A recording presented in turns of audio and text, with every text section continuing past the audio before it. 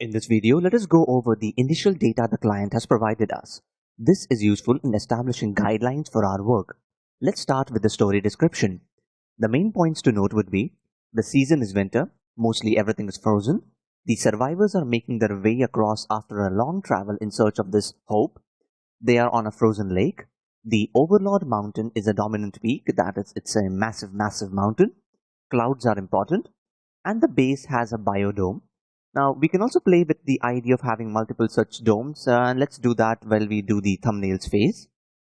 So now let's head over to the shot description.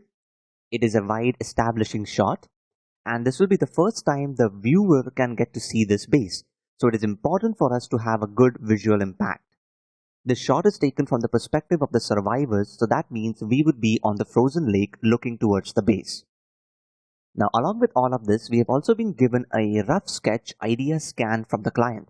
Now, let's go over to that and see what the guidelines we might have to follow.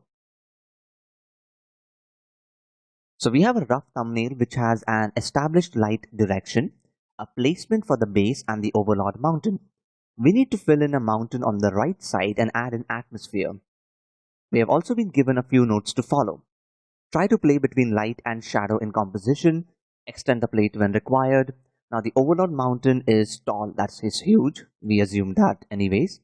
Try adding extra mountains between the base and Overlord. Then the foreground plate, remove light from the left mountain.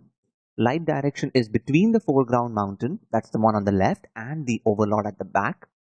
Frozen Lake is quite huge. We have to play with scale, and atmosphere is very important.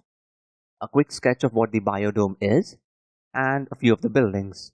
The aspect that we have to follow is 235:1. So now that we have taken a look over the sketch, in the next video, let us bring in our plate and go over it.